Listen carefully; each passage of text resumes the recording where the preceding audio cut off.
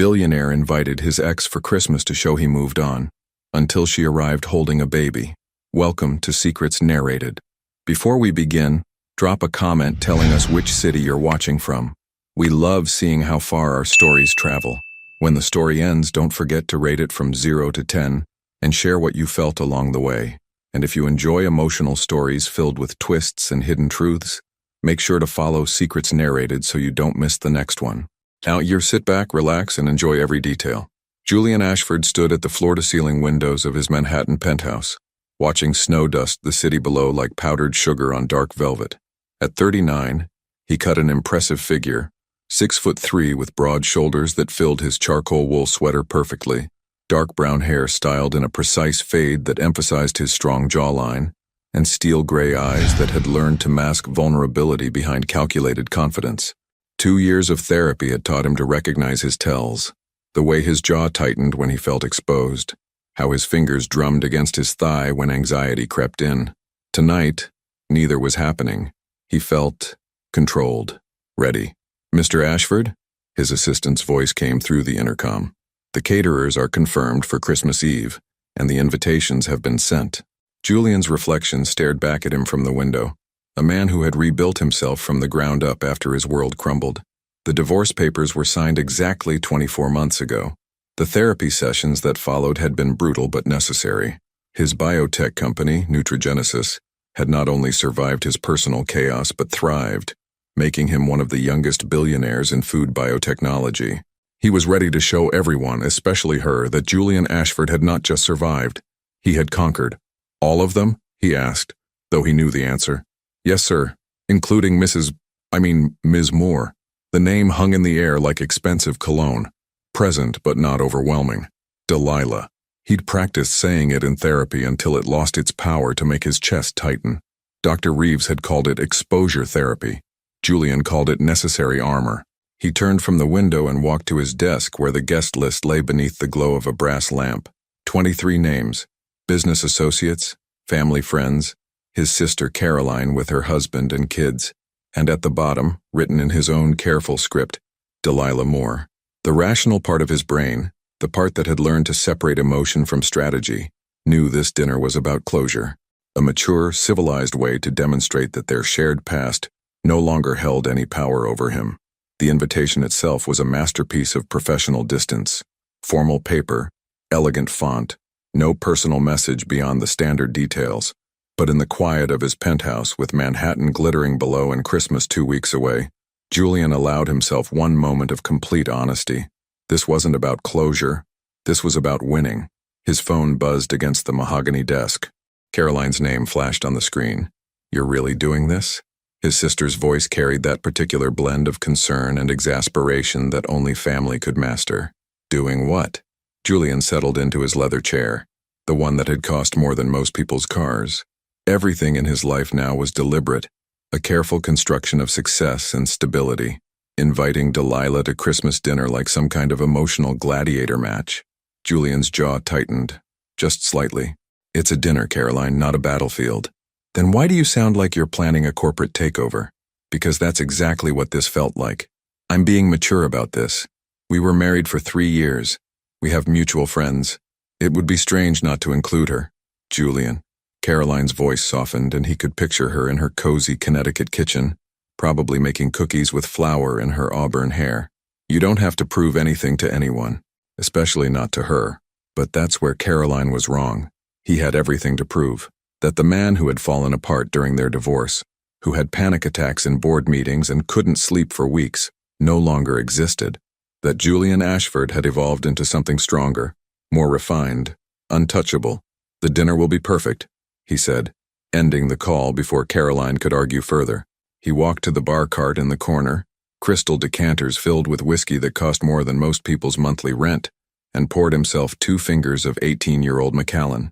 The liquid amber caught the light like liquid gold, warming him as it went down. Through the windows, Christmas lights twinkled across the city like earthbound stars. Families gathering, couples sharing quiet moments, children dreaming of morning surprises. Julian had none of those things now. By choice, he reminded himself. By careful, deliberate choice. His reflection in the window showed a man in complete control of his universe. Successful, wealthy, desired by dozens of women whose names he barely remembered, he was everything society said a man should be. So why did the thought of Delilah walking through his door in 2 weeks make his carefully constructed world feel as fragile as spun glass? Julian finished his drink and set the crystal tumbler down with a decisive clink. Whatever game this was, whatever test of his evolution this dinner represented, he was ready. He had to be. Because if 24 months of rebuilding himself had taught him anything, it was this. Julian Ashford always won in the end.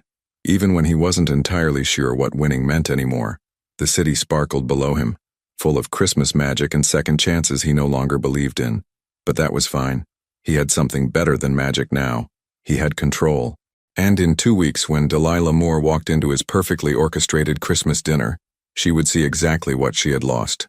The snow continued to fall outside, each flake unique and ephemeral, melting the moment it touched the warm glass of his window. Delilah Moore stared at the cream-colored invitation lying on her kitchen counter, like an elegant piece of evidence from a life that no longer belonged to her. The paper felt expensive beneath her fingertips, the kind Julian had always preferred, heavy stock with subtle texture that whispered sophistication rather than shouting it. At 32, she had learned to find beauty in simpler things. Her honey-blonde hair, now longer than Julian had ever seen it, was pulled back in a practical ponytail that revealed the delicate curve of her neck. Her sapphire blue eyes, once bright with shared dreams, had developed a deeper quality, the kind that came from nights spent soothing a crying baby and mornings that started before dawn. She wore a soft lavender sweater over dark jeans, clothes that prioritized comfort and movement over impression. The small apartment in Brooklyn was a far cry from the Manhattan penthouse they'd once shared, but it was hers. Every mismatched piece of furniture told a story of starting over, of building something real with her own hands. Sunlight streamed through gauze curtains, illuminating dust motes that danced like tiny prayers in the air. From the living room came the sound of blocks tumbling to the floor, followed by delighted giggling. Elliot, 18 months of pure energy wrapped in overalls and a striped shirt, had discovered that knocking down towers was far more entertaining than building them. Again, he announced to no one in particular, his voice carrying that particular joy that only toddlers possessed. Dark brown hair that fell in soft waves across his forehead, eyes the exact shade of steel gray that Delilah knew by heart, and a smile that could light up the entire borough. Julian's smile, Julian's eyes, Julian's stubborn chin that jutted forward when he was determined. Delilah's heart clenched the way it always did when she caught glimpses of his father in their son's face. 18 months of loving this child with every fiber of her being. 18 months of wondering what might have been different if one phone call had gone through, if one message had reached its destination. She picked up the invitation again, reading the formal script. The pleasure of your company is requested at a Christmas dinner. The pleasure of her company. As if they were acquaintances who'd lost touch, not two people who'd once promised each other forever, and then watched that promise crumble under the weight of Julian's anxiety attacks and her own desperate attempts to hold them together. Her phone buzzed against the counter. A text from her best friend Maya. Please tell me you're not seriously considering this emotional suicide mission. Delilah smiled despite herself. Maya Chen, pediatric nurse and fearless champion of wounded hearts everywhere, had been the one to drive her to the hospital when her water broke, the one who'd stayed up all night during Elliot's first fever, the one who'd never once suggested that Julian deserved to know about his son. Not until you're ready, Maya had said. Not until you decide what's best for both of you. But ready for what exactly? Ready to watch Julian's face when he realized what the breakdown of their marriage had cost him? Ready to explain why she'd tried to call him 17 times in the weeks after their divorce was finalized, only to reach a disconnected number? Ready to tell him that their son's first word had been Dada, spoken to an empty room? Elliot appeared in the kitchen doorway, dragging his stuffed elephant behind him. Mama, he said, reaching up with chubby arms that could solve any problem in her world simply by wrapping around her neck. She scooped him up, breathing in his baby scent, Johnson's shampoo, and something indefinably sweet that belonged only to him. Hey, my love, are you building cities or destroying them today? Boom, he declared, apparently choosing chaos over construction. I see. Very important work. He settled against her hip with the easy trust of a child who'd never known a world where his mother wasn't there, where someone might leave without warning or explanation, where promises could be broken by anxiety attacks and pride, and the terrible weight of loving someone who couldn't love themselves. The invitation seemed to pulse with potential energy. Julian thought he was extending an olive branch, a mature gesture of moved-onness. He had no idea he was holding a match to dynamite. Delilah's phone rang. Her mother's contact photo filled the screen. A woman with silver hair and knowing eyes who'd raised 3 daughters to be strong and 2 grandchildren to call her Nana. "You got it, didn't you?" Helen Moore's voice carried that particular maternal radar that could sense emotional turmoil across state lines. "Got what?" Delilah adjusted Elliot on her hip, walking to the window that overlooked the small playground where she took him every morning. "The invitation. Julian's assistant called the clinic where you used to work. Someone gave her your address." Of course. Julian's thoroughness had always been both impressive and slightly terrifying. When he wanted something, obstacles simply disappeared. "Are you going?" her mother asked gently. Elliot was playing with the ends of her hair now, his small fingers surprisingly gentle for someone who'd just been demolishing block cities. "I don't know. Honey, you've been carrying this alone for 20 months. Maybe it's time." Time for what? To watch him hate me for keeping his son from him? To explain that I tried to tell him but his number was disconnected and his assistant had been instructed not to forward personal calls? To admit that I was too proud to try harder when it became clear he didn't want to be found? Her voice cracked on the last word, and Elliot looked up at her with concern that no 18-month-old should have to feel. She smiled at him, kissing his forehead. "Sorry, baby. Mama's just thinking out loud." "Julian's not a cruel man," her mother said carefully. "Complicated, yes. Wounded, absolutely. But not cruel. He was cruel to himself, cruel enough for both of us." The silence stretched between them, filled with everything Helen Moore was too wise to say. That running away from difficult conversations rarely made them easier. That some truths grew heavier with time rather than lighter. That love, real love, didn't disappear just because it became inconvenient or painful. Elliot had grown quiet in her arms, the way he did when he was absorbing emotions he couldn't yet name. Delilah realized she was holding him too tightly and forced her muscles to relax. "What if," she began, then stopped, started again. "What if I go and it ruins everything? What if he wants to take Elliot from me? What if he doesn't want anything to do with either of us? What if," her mother said gently, "you go and finally get to stop carrying this secret alone?"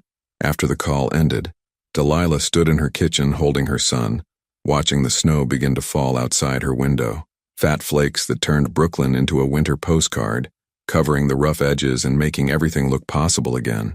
Julian's invitation lay on the counter, elegant and heavy with implication. She could throw it away, pretend it never arrived, continue building the life she'd created for herself and Elliot, safe, predictable, insulated from the particular brand of devastation that came with loving Julian Ashford. Or she could do what every cell in her body was screaming at her not to do. She could go. Elliot fell asleep against her shoulder as the snow continued to fall, and Delilah found herself making a decision that felt like stepping off a cliff. Christmas Eve was 2 weeks away. Time enough to find courage, or at least to find the strength to do what was right instead of what was safe. Because somewhere in Manhattan, in a penthouse filled with expensive whiskey and carefully constructed defenses, was a man who had no idea that the son he'd never met was about to change everything he thought he knew about winning. The Nutrigenesis headquarters gleamed like a temple to innovation in the heart of Manhattan's financial district. Julian stood in his corner office on the 42nd floor, reviewing the quarterly reports that had just made him $300 million richer. The numbers should have felt like victory, and they did, in the abstract way that all his victories felt these days. Clean, measurable, safely removed from anything that could hurt him. His reflection in the conference table's polished surface showed a man who had mastered the art of appearing invincible. The charcoal Tom Ford suit had been tailored to perfection, emphasizing his broad shoulders and lean frame. His dark hair was styled with just enough product to look effortless, and the Patek Philippe watch on his wrist cost more than most people's houses. Everything about Julian Ashford screamed success. Everything except the barely perceptible tremor in his left hand when he thought no one was looking. "Sir?" His assistant Rebecca appeared in the doorway, with the careful neutrality that all good assistants perfected. 26, efficient and smart enough to never ask personal questions. "Your sister is here." Julian's jaw tightened almost imperceptibly. Caroline never visited his office unless she had something important to say, and given their last conversation about the Christmas dinner, he suspected he knew what this was about. Carolyn Ashford Mills swept into his office like a force of nature wrapped in a camel-colored coat and designer boots. At 35, she had their mother's auburn hair and their father's steel gray eyes.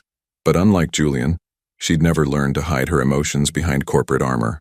Her expression was a masterpiece of sisterly concern mixed with barely contained frustration. "Before you say anything," Julian began, not looking up from his reports, "the answer is still no. I haven't asked you anything yet. But you're going to. And whatever it is, canceling the dinner, uninviting Delilah, admitting that this is all an elaborate exercise in emotional self-harm, the answer is no." Caroline settled into the chair across from his desk with the grace of someone who'd grown up in boardrooms and country clubs. "Julian, look at me." He kept his eyes on the quarterly projections, though the numbers had stopped making sense somewhere around the third paragraph. "I'm working." "No, you're hiding. There's a difference." The words hit harder than they should have. Julian finally looked up, meeting his sister's gaze with the practiced indifference he'd perfected over 24 months of therapy and pharmaceutical assistance. "I'm not hiding from anything. I'm preparing for a dinner party." A dinner party. Caroline's voice carried that particular tone she'd used since they were children, the one that meant she was about to say something he didn't want to hear. "Julian, do you remember what you were like when Delilah left?" The tremor in his hand increased almost imperceptibly. "That's not relevant. You didn't sleep for 6 weeks. You had panic attacks in board meetings. You lost 30 pounds and looked like you were dying. That was 24 months ago." His voice remained steady, professionally controlled. "I'm not the same person." "No, you're not. You're more controlled, more isolated, and somehow even more terrified of being vulnerable than you were before." The words hung between them like smoke from an expensive cigarette. Sophisticated, toxic, impossible to ignore. Julian stood and walked to the window, his hands clasped behind his back in a gesture that projected confidence while hiding the tremor that had become his constant companion. From this height, Manhattan looked manageable, orderly. The people below were tiny figures moving in predictable patterns, and he was safely above it all, insulated by success and prescription anxiety medication, and the kind of wealth that could solve any problem except the ones that mattered. "Dr. Reeves says I've made remarkable progress," he said without turning around. "Dr. Reeves also says you've built walls so high that even you can't see over them anymore." Julian's reflection in the window showed a man who looked like he had everything. Behind him, Caroline's reflection showed a woman who knew better. "I spoke with my therapist about this dinner," he lied smoothly. The truth was that he'd canceled his last 3 sessions because Dr. Reeves had started asking uncomfortable questions about his motivations. And what did this imaginary conversation reveal? Despite everything, Julian almost smiled. Caroline had always been able to see through his carefully constructed facades. It was both her greatest gift and his greatest irritation. It revealed that I'm ready to move forward. Delilah and I were married for 3 years. We have history, shared connections. It would be immature not to include her in a social gathering with mutual friends. Mutual friends who haven't seen her since the divorce because you made it clear that choosing sides was necessary. The observation struck home with uncomfortable accuracy. In the aftermath of their split, Julian's social circle had naturally gravitated toward him. The one with the money, the connections, the ability to make their lives easier or more difficult depending on his mood. Delilah had simply disappeared from their world. By his design, if he was being honest. Which he wasn't, even with himself. "That's not how it happened," he said, though they both knew it was exactly how it had happened. Caroline stood and joined him at the window, her reflection appearing beside his in the glass. "Jules, what are you really trying to prove here?" The old nickname hit him like a physical blow. Caroline was the only person who still called him that, the only one who remembered the boy who'd built blanket forts and collected baseball cards and cried when their golden retriever died. "I'm not trying to prove anything. I'm living my life. This isn't living. This is performing." Her voice softened. "You've spent 24 months constructing this perfect image of a man who has everything under control, but you're still taking Xanax before every social event, and you haven't had a real conversation with another human being that didn't involve quarterly projections or strategic planning." Julian's jaw tightened. "My personal life is fine. Your personal life consists of a series of beautiful, interchangeable women whose names you forget before the second date, and business associates who laugh at your jokes because you sign their paychecks. That's enough." "No, it's not." Caroline turned to face him directly. "I love you, but you're about to do something incredibly stupid, and I can't watch you destroy yourself again." "I'm not destroying myself. I'm having a dinner party. You're inviting your ex-wife to watch you perform the role of a man who has moved on completely, when the truth is, you think about her every single day, and you're terrified that seeing her again will prove that all this control you've built is just an expensive illusion. The words hit him like shards of glass, each one finding a target he'd thought was safely protected. Julian turned away from the window, from Caroline's knowing gaze, from his own reflection that suddenly looked less like a successful CEO and more like a frightened man in an expensive suit. "Get out of my office," he said quietly. "Julian, get out." Caroline gathered her purse and coat with the dignified grace that had carried her through decades of dealing with the Ashford men and their legendary emotional constipation. At the door, she paused. "For what it's worth, I hope she comes. I hope she walks into that perfect dinner party and reminds you that some things are more important than being in control." After she left, Julian stood alone in his office, surrounded by the evidence of his success and the echoes of uncomfortable truths. Outside, snow had begun to fall again, covering Manhattan in a blanket of white that made everything look clean and new. He walked to his desk and opened the bottom drawer, revealing a small velvet box he hadn't looked at in 24 months. Inside was Delilah's engagement ring, 3 carats of perfect clarity that had once symbolized a future full of shared dreams and whispered promises. He'd never been able to bring himself to sell it, though he couldn't say why. Julian closed the box and returned it to the drawer, his hand steady now. In 11 days, Delilah would walk into his penthouse, and she would see exactly what Julian Ashford had become in her absence. Perfect, controlled, completely untouchable. And if the sight of her undid 24 months of carefully constructed armor, well, that was a risk he was prepared to take. Because winning, Julian had learned, sometimes required the courage to lose everything. The pediatric nutrition clinic where Delilah worked hummed with the particular energy of children discovering that healthy food could actually taste good. She stood in the teaching kitchen, watching 7-year-old Marcus tentatively bite into a sweet potato fry she'd helped him bake, his eyes widening with surprise and delight. "It's actually good," he announced to his mother, who looked like she might cry with relief. "That's because we made it together," Delilah said, crouching to Marcus's level. "Food tastes better when you're part of the process." At 32, she had found her calling in these small moments of transformation. Her honey blonde hair was pulled back in a practical braid, and she wore scrubs decorated with tiny vegetables that made the children laugh. The work fed something in her soul that had been hungry since the divorce, the need to nurture, to heal, to make something better than it was before. But today, even the joy of watching Marcus discover that vegetables could be delicious couldn't quiet the voice in her head that whispered 10 days like a countdown to something she couldn't name. "Doctor." "More?" Maya appeared in the doorway of the teaching kitchen using the formal title that still made Delilah feel like she was playing dress-up in someone else's life. "Your last appointment canceled. Want to grab coffee?" Maya Chen was everything Delilah wasn't. 5'2" to Delilah's 5'6". Quick to laugh where Delilah was quick to worry, and completely fearless when it came to speaking uncomfortable truths. They'd met during Delilah's pregnancy when Maya was the pediatric nurse who'd taught her breathing techniques and held her hand during the ultrasounds where Julian should have been. 20 minutes later, they sat in their usual corner booth at Café Luna, a Brooklyn coffee shop that served the kind of honest food that reminded Delilah why she'd fallen in love with nutrition in the first place. Maya's dark hair was pulled back in a messy bun secured with what appeared to be a pen, and her scrubs bore the evidence of a particularly enthusiastic finger-painting session with her 3-year-old patients. "So," Maya said, cutting directly to the heart of things the way she always did, "have you decided whether you're going to this emotional suicide mission disguised as a dinner party?" Delilah wrapped her hands around her coffee mug, seeking warmth that had nothing to do with temperature. "I keep telling myself it's the right thing to do, that Elliot deserves to know his father. And what do you deserve?" The question hung between them like incense, present, impossible to ignore, vaguely sacred. Delilah had spent 24 months focusing on what everyone else needed or deserved. What Elliot needed, what Julian might have needed if he'd bothered to maintain contact, what her patients needed, what her family needed her to be. What she needed had become an abstract concept, like a foreign language she'd once spoken fluently but had forgotten through disuse. "I deserve to stop carrying this secret," she said finally.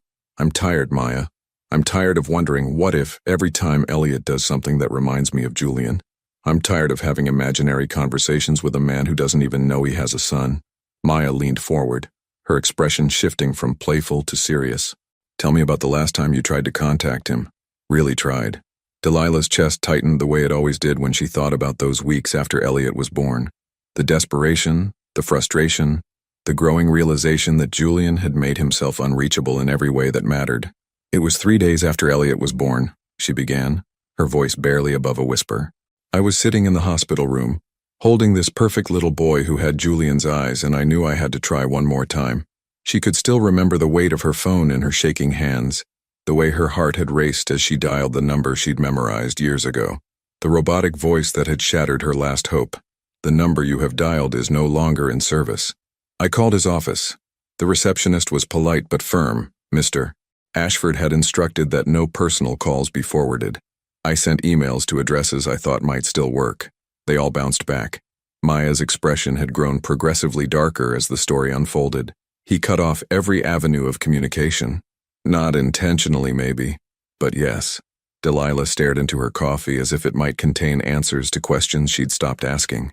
"I could have tried harder, shown up at his office, demanded to speak with him, but I was exhausted and proud and hurt, and I had this newborn baby who needed me to be present instead of chasing ghosts." "You were protecting yourself, and Elliot. Was I? Or was I just too scared to face the possibility that he really, truly didn't want anything to do with us?" The question had haunted her for 18 months. In the quiet hours when Elliot slept and Brooklyn hummed with evening sounds beyond her windows, she'd wondered if Julian's communication blackout had been a message itself, a final, definitive statement that their chapter was closed. Maya reached across the table and covered Delilah's hand with her own. "Honey, you tried to tell him. Multiple times. The fact that he'd made himself unreachable doesn't make you the villain in this story. Then why do I feel like I am? Because you loved him. And love makes us feel responsible for things that are completely outside our control."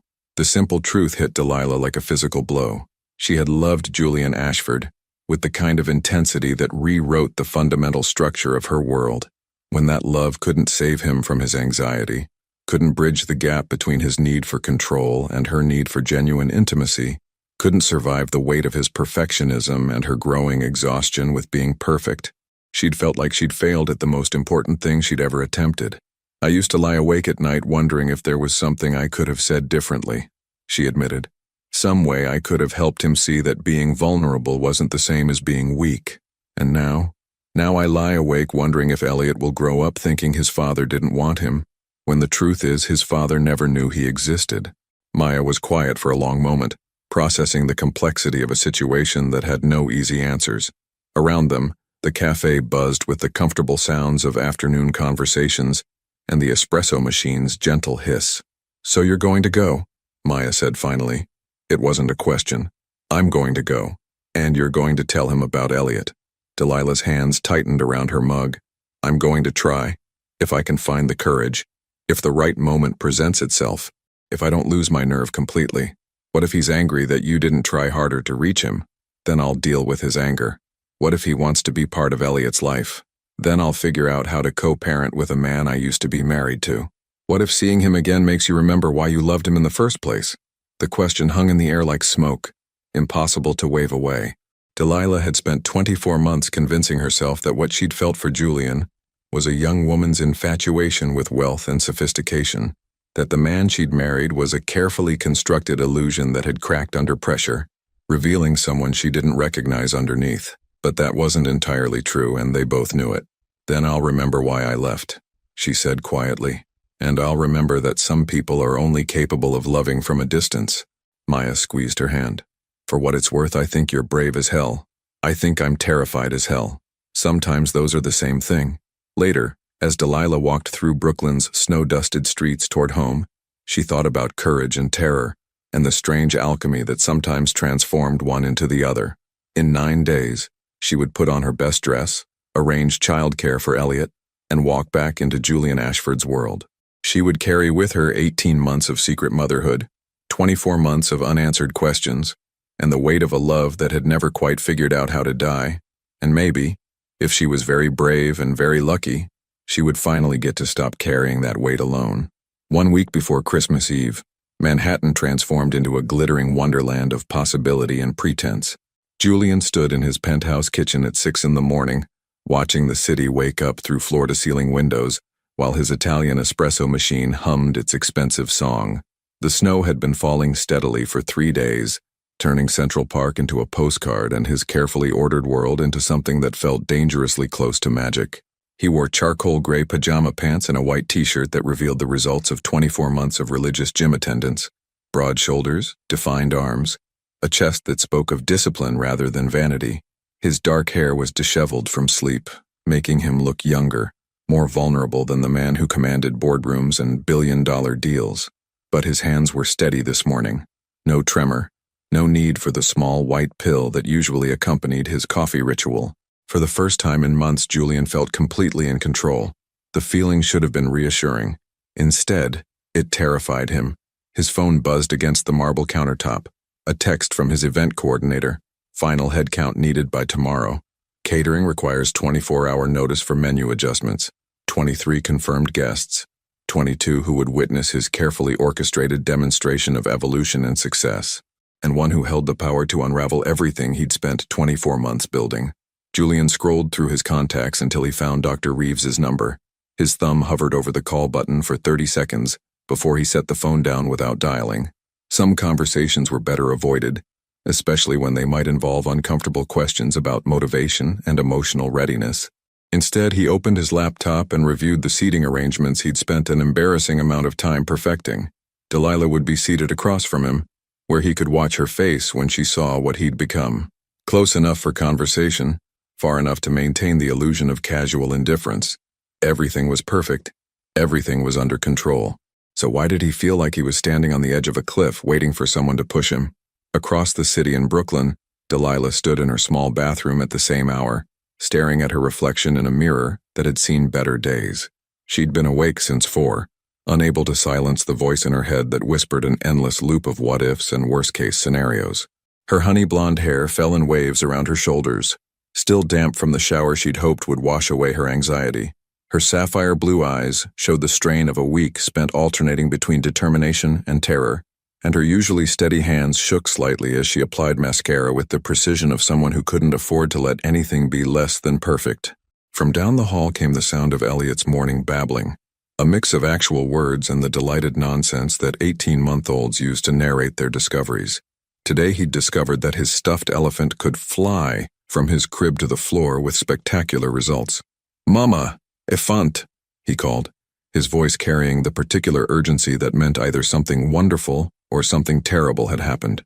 Delilah found him standing in his crib, arms raised in victory, his dark hair sticking up in 6 different directions, and his gray eyes, Julian's eyes, bright with mischief. The elephant lay on the floor beside a pile of books that had apparently been enlisted as co-conspirators in the flying experiment.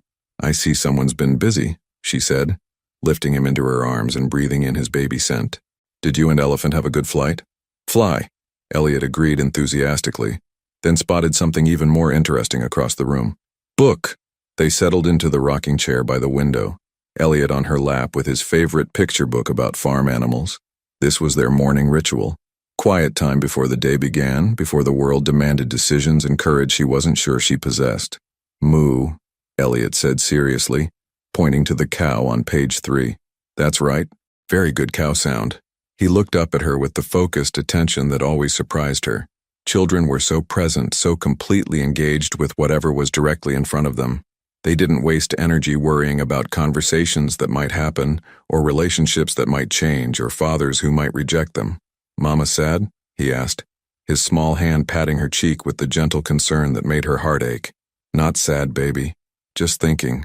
Think happy," he advised with the wisdom of someone who had never learned that happiness was sometimes a choice rather than a default state.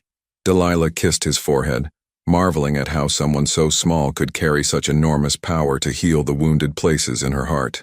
"You're right. Happy thoughts." But as they read about farm animals, and Elliot provided his own sound effects for each page, her mind wandered to the conversation she would have to have in 7 days. The words she would need to find to explain 18 months of secrecy. The courage she would need to summon to face Julian's reaction, whatever that might be. Her phone rang from the kitchen. Maya's contact photo filled the screen, a selfie of her making a ridiculous face while wearing reindeer antlers. "Please tell me you're not having second thoughts," Maya said without preamble. "I'm having 37th thoughts," Delilah admitted, shifting Elliot on her lap as he discovered a page with a particularly fascinating pig illustration. That's actually progress. Yesterday you were only up to 24 thoughts. Despite everything, Delilah smiled. Maya had the gift of finding levity in the darkest situations without minimizing their weight. I keep thinking about what happens after. If Julian wants to be part of Elliot's life, how do we navigate that? If he doesn't, how do I explain that to Elliot when he's old enough to ask questions? Cross that bridge when you come to it. Right now, focus on getting to the bridge in the first place. Elliot had grown bored with the book and was now investigating the texture of Delilah's sweater with the scientific precision of someone conducting important fabric research. What if I'm making a terrible mistake? Delilah asked. What if this ruins the life we've built here? What if it gives you both something you didn't know you were missing? The question hung in the air like morning light, full of possibility and slightly blinding. Delilah had become so focused on protecting what she had that she'd stopped considering what might be possible. I bought a dress, she said suddenly. For the dinner? Navy blue, simple but elegant. I wanted to look, I don't know, like I belong in his world again, even though I'm not sure I ever really did. You belonged in his world when he was part of yours, Maya said gently. The question isn't whether you fit into his life now. The question is whether he's capable of stepping into yours. After the call ended, Delilah sat in the rocking chair with Elliot, watching the snow fall outside their window and thinking about courage and belonging, and the strange mathematics of love that never quite added up the way it should. In 7 days, she would put on her navy dress and walk back into Julian's carefully constructed universe. She would carry with her 18 months of single motherhood, 24 months of unanswered questions, and a secret that would change everything. The only question was whether they would both survive the impact when her truth collided with his perfectly controlled world.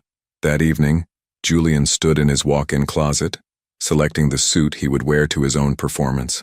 Tom Ford, midnight blue, cut to perfection. The armor of a man who had learned that appearance could compensate for almost any internal uncertainty. His reflection in the full-length mirror showed someone who looked ready for anything. But in the quiet of his penthouse with Manhattan glittering below and Christmas 6 days away, Julian allowed himself one moment of complete honesty. He missed her. Despite the therapy, despite the medication, despite 24 months of convincing himself that what they'd had was just prolonged infatuation, mixed with excellent sexual chemistry, he missed Delilah more, with an intensity that sometimes made it hard to breathe. And in 6 days, he would see her again. The thought should have terrified him. Instead, for the first time in 24 months, it made him feel alive. Christmas Eve morning arrived with the kind of crystalline clarity that made Manhattan look like it had been designed by angels with excellent taste in architecture. Julian stood on his penthouse terrace at 7 a.m., coffee in hand, watching the city prepare for its annual performance of joy and togetherness. The cold bit through his cashmere coat, but he welcomed the sharp reminder that today was real, that tonight was happening, that there would be no more time for second thoughts or strategic retreats. His phone had been buzzing since dawn, the caterers confirming final details, the florist ensuring the white roses and winter greenery would create the perfect backdrop for elegant conversation, his housekeeper providing updates on everything from crystal placement to bathroom amenities. Every detail had been planned with military precision, every contingency accounted for except the one that mattered most, how he would survive seeing Delilah's face again. Mr. Ashford? Rebecca's voice carried from inside, professional but tinged with the particular tension that came from working for someone whose emotional state could shift markets. Your sister is on line 1. Julian closed his eyes and took a breath that tasted like snow and expensive cologne, and the approaching end of carefully maintained illusions. Caroline's timing was impeccable and completely unwelcome. Julian. Her voice carried across the line with the authority of someone who'd been managing Ashford family crises since before she could legally vote. Tell me you're not having second thoughts about tonight. Why would I be having second thoughts? Because you've called Dr. Reeves 3 times in the past 2 days and hung up each time before the call connected. Julian's jaw tightened. Sometimes he forgot that Caroline had inherited their mother's gift for surveillance disguised as sisterly concern. I'm fine. No, you're terrified. There's a difference. Her voice softened slightly. Jules, it's not too late to call this off. Send flowers and a nice note. Suggest coffee sometime next month when you're not performing in front of an audience. The suggestion hit him like physical relief, an escape route he hadn't allowed himself to consider. He could blame the weather, claim a family emergency, invent any number of sophisticated excuses that would postpone this reckoning indefinitely. "I'm not calling anything off," he said, surprising himself with the steadiness of his voice. "Tonight is just a dinner party. Tonight is an emotional minefield disguised as a dinner party, and you know it." Julian walked back inside, his reflection catching in the wall of windows that separated his penthouse from the rest of humanity. He looked like a man preparing for war, perfectly dressed, strategically positioned, and absolutely certain he was about to lose. "I need to see her, Caroline. I need to know if what I've built is real or just expensive therapy." The admission hung between them like smoke, impossible to take back. Julian had spent 24 months perfecting the art of not admitting weakness, of presenting strength even when his hands shook and his chest tightened, and the weight of his own success threatened to crush him. "And what if it's just expensive therapy?" Caroline asked gently. "Then I'll deal with that too." Across the city, Delilah stood in her small bathroom, staring at the navy dress hanging on the back of the door like evidence from a crime she hadn't yet committed. The dress was beautiful, elegant without being flashy, sophisticated without trying too hard. She'd spent 3 weeks' grocery money on it, telling herself that confidence was worth the investment. Now it looked like a costume for a role she'd forgotten how to play.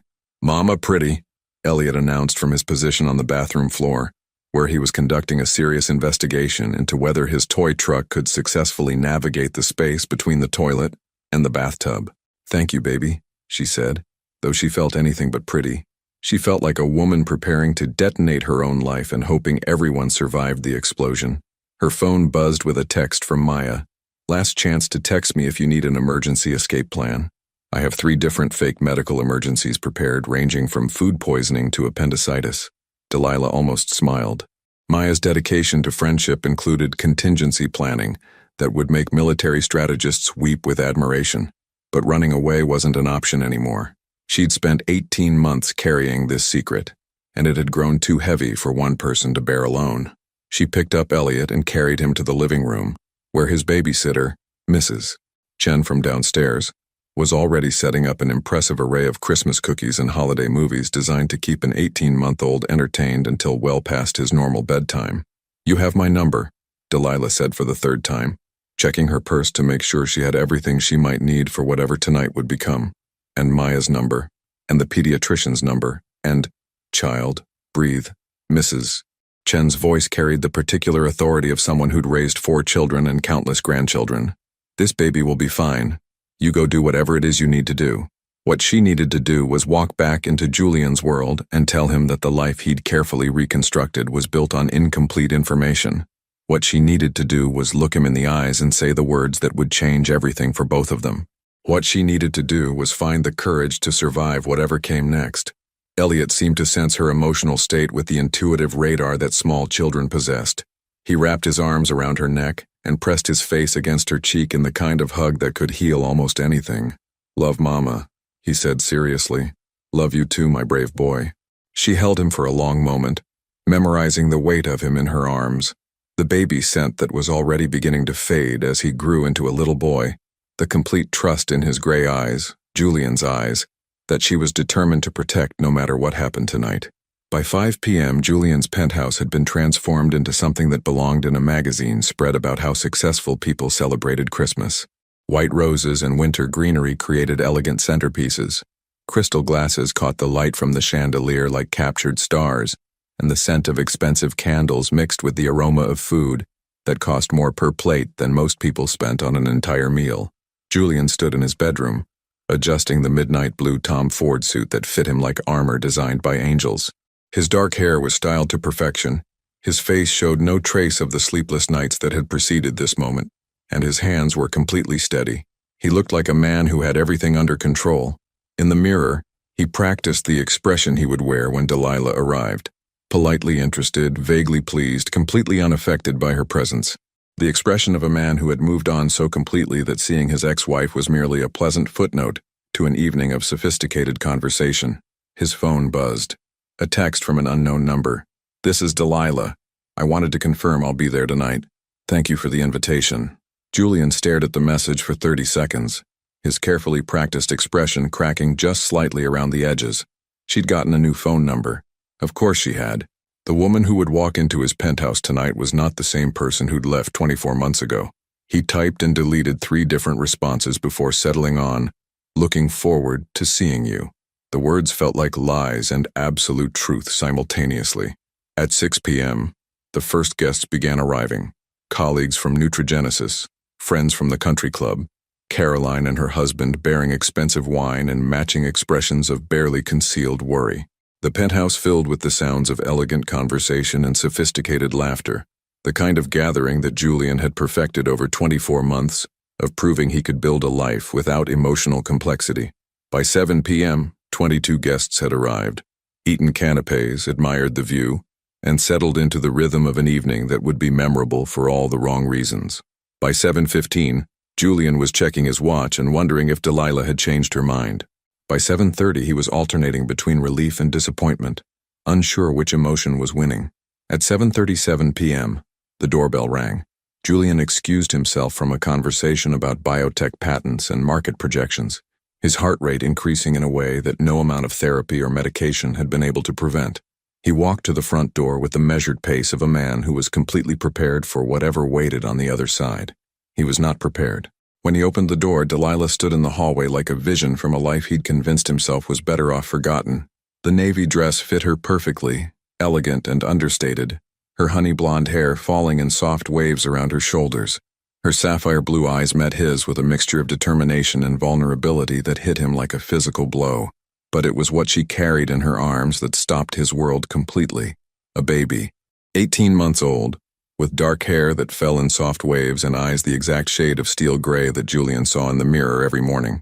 The child was dressed in a tiny navy suit that made him look like a miniature gentleman, and he was staring at Julian with the focused curiosity that very young children brought to new experiences. "Hello, Julian," Delilah said quietly. Julian's carefully constructed world tilted on its axis, and for the first time in 24 months he had absolutely no idea what to say. Behind him, the sounds of his perfect dinner party continued, laughter and conversation, and the gentle clink of crystal glasses. In front of him stood the woman he'd never stopped loving and a child who had his eyes. Everything he thought he knew about the last 24 months crumbled like sandcastles at high tide. "Delilah," he managed, his voice sounding strange even to himself. Who is this?" Time moved like honey in winter. Julian stood in his doorway, suspended between the life he'd built and the truth he'd never imagined, staring at a child who had his eyes, his stubborn chin, his exact shade of steel gray iris that he'd inherited from 3 generations of Ashford men. The baby, his son, dear God, his son, looked back at him with the fearless curiosity of someone who had never learned that the world could be dangerous. Small hands reached toward Julian's face with the instinctive trust that children extended to adults before life taught them to be careful. "Julian?" Delilah's voice seemed to come from very far away, though she stood only 3 feet from him. "Can we come in?" Behind him, the dinner party continued its elegant performance. Caroline's laugh carried across the penthouse, mixing with conversations about market trends and vacation homes and the kind of concerns that belong to people whose worlds weren't currently exploding. The scent of expensive candles and carefully prepared food created an atmosphere of sophistication that felt suddenly obscene in the face of what was happening in this doorway. Julian's voice cracked like an adolescent boy's. He cleared his throat and tried again. "Of course. Come in." He stepped aside with movements that felt mechanical, disconnected from conscious thought. Delilah walked past him into the foyer, her navy dress whispering against her legs, her honey blonde hair catching the light from the chandelier. She moved with the careful grace of someone carrying precious cargo, adjusting the baby's position with practiced ease that spoke of 18 months of single motherhood. Julian closed the door and turned to face them, his back pressed against the solid wood as if he needed physical support to remain standing. The sounds of his perfect dinner party seemed to fade into background noise, overwhelmed by the roar of blood rushing through his ears and the sound of his carefully constructed world, cracking like ice in spring. "This is Elliot," Delilah said quietly, her sapphire blue eyes meeting his with a mixture of determination and terror.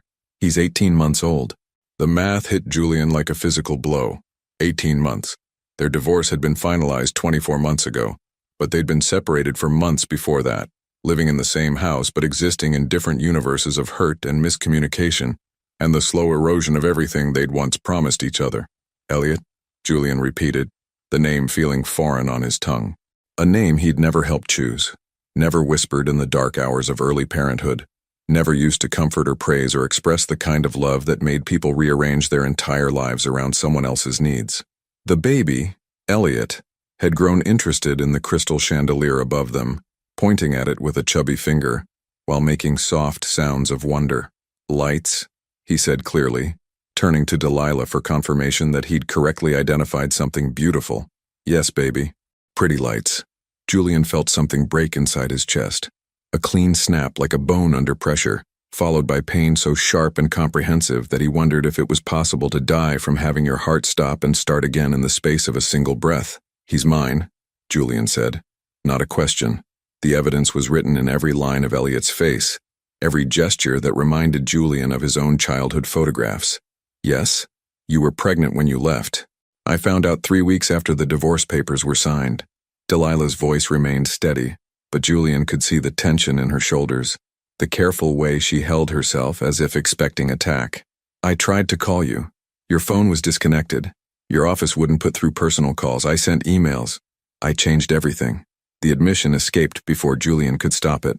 "After the divorce, I changed my phone number, my email, told Rebecca to screen all personal contacts. I needed to start over completely." The words hung in the air like smoke from a fire that had consumed everything in its path. Julian had burned every bridge between his old life and his new one, so desperate to escape the man he'd been during their marriage, anxious, controlling, unable to accept love without trying to manage it into submission, that he'd made himself unreachable even to someone carrying his child. "I know," Delilah said simply. "That's why I stopped trying." The quiet devastation in her voice hit him harder than anger would have. She wasn't accusing him, wasn't demanding explanations or apologies. She was simply stating facts with the exhausted patience of someone who'd spent 18 months carrying a secret too heavy for one person to bear. "Mr. Ashford?" Rebecca appeared at the edge of the foyer, her professional composure intact but her eyes curious. "Your guests are asking about the dinner schedule." Julian stared at her for a moment, unable to process the words. Dinner schedule? Right. He was hosting a party. 22 people were in his living room, drinking his expensive wine and eating his carefully prepared canapes, waiting for him to play the role of charming host in the performance of his own evolution. Tell them dinner will be delayed," he managed. Rebecca nodded and disappeared back into the party, leaving Julian alone with Delilah and the child who had rewritten his entire understanding of the last 24 months in the space of 5 minutes. "Julian," Delilah began, then stopped as Caroline appeared in the foyer doorway. His sister took one look at the scene. Julian pressed against the door like a man facing execution, Delilah holding a baby with unmistakably Ashford features, and her face went through a series of expressions that would have been comical under different circumstances. "Oh," she breathed. "Oh my God." Elliot, apparently deciding that this new person was worth investigating, reached toward Caroline with the same fearless friendliness he'd shown Julian. "Hi," he said clearly, bestowing a smile that could have powered the entire city grid. Caroline's eyes filled with tears so quickly that Julian wondered if his own emotional state was contagious. "Hello, sweetheart," she whispered. "Aren't you beautiful?" "Caroline," Julian said, his voice sounding strange and distant. "This is Delilah, and this is my son." The words felt impossible, like claiming kinship with a miracle, or announcing that gravity had reversed itself. But they were true. The most important truth of his life, delivered 18 months too late in the foyer of a penthouse filled with people who had no idea they were witnessing the complete reconstruction of everything Julian thought he knew about himself. Caroline looked between Julian and Delilah with the expression of someone trying to solve a puzzle with half the pieces missing. Do you need anything? Is he hungry? Does he like music? I have pictures of Julian when he was this age. They look exactly. Caroline, Julian's voice cut through her nervous babbling. Could you handle the dinner party for a few minutes? Tell everyone I'll be right back." His sister nodded, understanding flooding her face. "Of course. Take all the time you need." She disappeared back into the party, leaving Julian and Delilah alone with the child who had changed everything simply by existing. "We need to talk," Julian said quietly. "Yes, we do. Not here. Too many people. Too much." He gestured vaguely at the sounds of elegant conversation drifting from the living room. "There's a study down the hall. Private." Delilah nodded, shifting Elliot in her arms as he began to fuss slightly. The comfort of her familiar presence versus the stimulation of new surroundings was apparently creating some internal conflict for an 18-month-old who had expected a quiet evening with Mrs. Chen and Christmas cookies.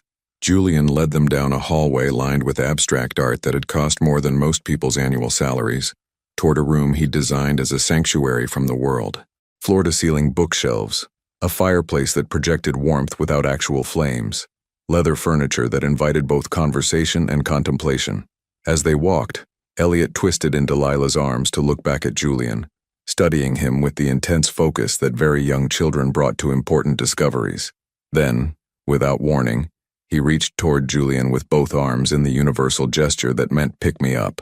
Julian stopped walking. His entire body went rigid, as if someone had asked him to defuse a bomb using only theoretical knowledge and prayer. He wants you to hold him, Delilah said softly. I've never held a baby. You'll figure it out. Julian looked at this child, his child, reaching for him with complete trust, and felt 18 months of missed moments crash over him like a wave. First smiles he'd never seen, first words he'd never heard, first steps he'd never celebrated. Christmas mornings and bedtime stories and the 1,000 small miracles that made up the daily architecture of loving someone from the very beginning. With movements that felt like prayer, Julian took his son into his arms for the first time. Elliot settled against his chest with the easy acceptance of someone who had never learned that fathers could be strangers.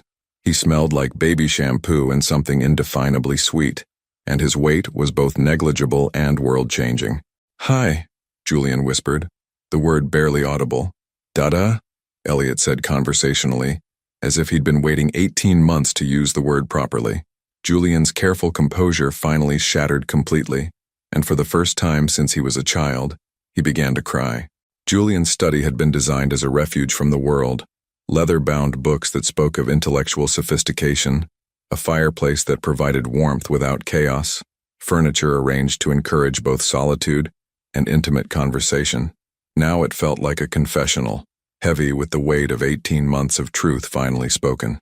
Julian sat in the leather armchair by the fireplace, Elliot still in his arms, tears streaming down his face with an honesty he hadn't accessed in years.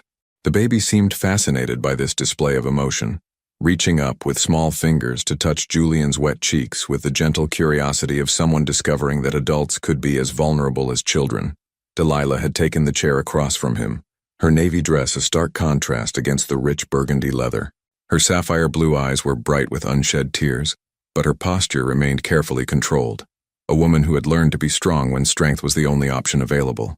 "I'm sorry," Julian whispered, the words inadequate but necessary. "God, Delilah, I'm so sorry." "For what?" Her voice was gentle, lacking the anger he deserved. "For everything. For cutting you off. For missing this." He looked down at Elliot, who had discovered the fascinating texture of Julian's silk tie and was conducting a thorough investigation. "For 18 months of not knowing he existed. You didn't know because I couldn't tell you. That's not your fault." But it was his fault, and they both knew it. Julian had burned every bridge between his old life and his new one so thoroughly that even carrying his child, Delilah couldn't reach him.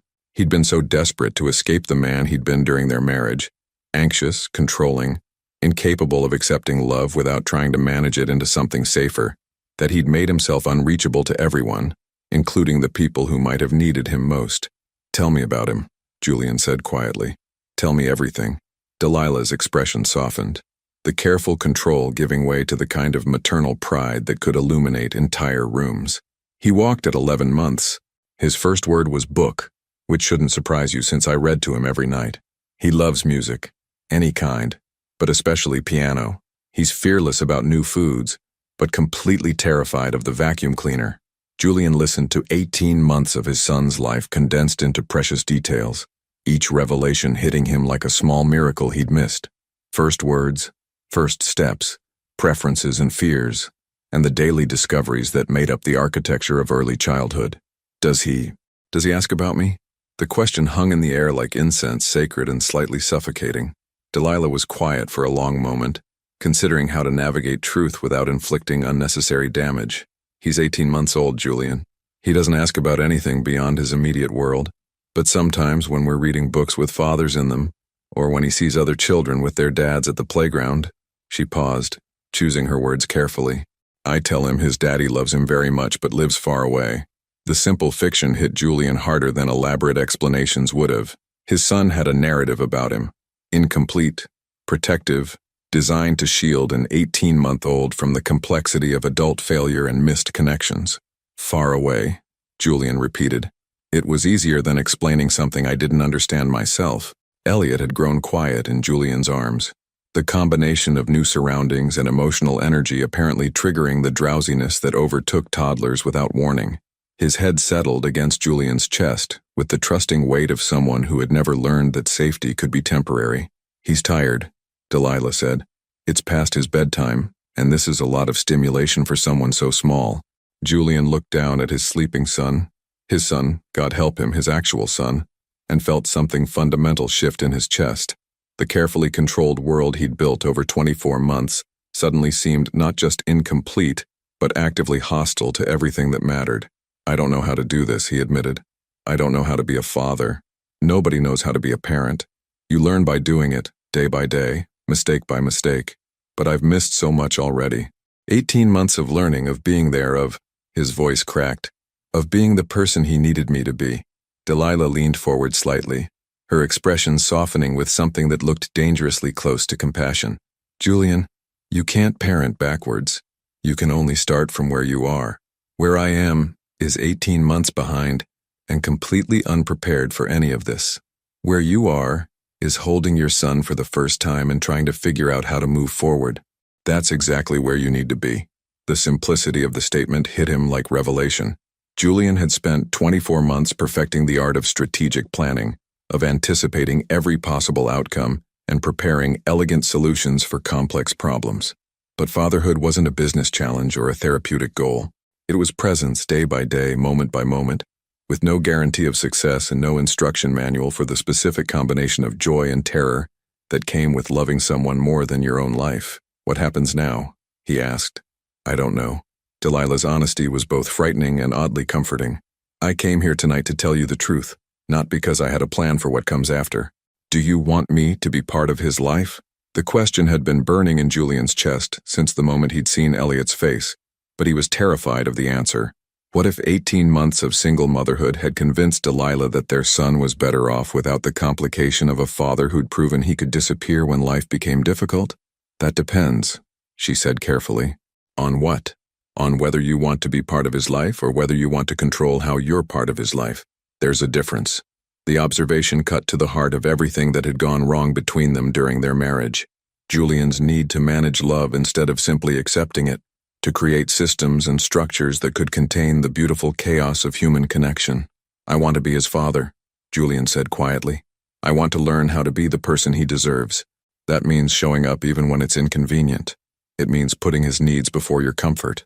It means accepting that love isn't something you can organize or optimize or fix when it gets messy." Each word felt like a small surgery, removing pieces of the armor Julian had spent years constructing. But for the first time in longer than he could remember, he didn't want to defend himself. He wanted to be worthy of the sleeping child in his arms. From the living room came the sounds of his dinner party continuing, conversations growing more animated as wine flowed, and the evening progressed toward its carefully orchestrated conclusion. 22 people who had no idea that the host's entire understanding of his own life had been rewritten in the space of an hour. "I should probably go," Delilah said quietly. "This is a lot for one evening, and you have guests." The thought of her leaving, of Elliot leaving, hit Julian like panic. "Wait, please." He looked down at his sleeping son, then back at her. Would it be possible for me to see him again? Soon? Julian, you can see him whenever you want. He's your son, but you're his mother. You've been everything to him for 18 months. I don't want to disrupt what you've built." For the first time since she'd arrived, Delilah's careful composure cracked slightly.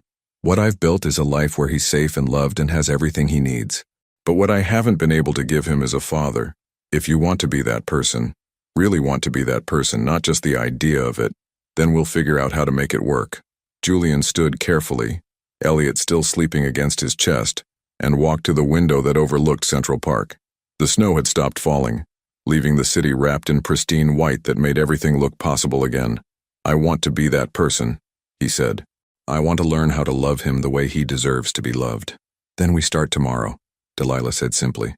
Not with grand gestures or elaborate plans, just, we start. Julian turned back to her, this woman who had carried their child alone for 18 months and still found the grace to offer him a chance at redemption he wasn't sure he'd earned. Thank you, he whispered. Don't thank me yet. Ask me again in 6 months when you've realized that being a parent means never having a clean shirt, or 8 hours of sleep, or a conversation that isn't interrupted by someone who needs something right now. Despite everything, Julian almost smiled. That sounds terrifying. It is. It's also the most beautiful thing you'll ever do.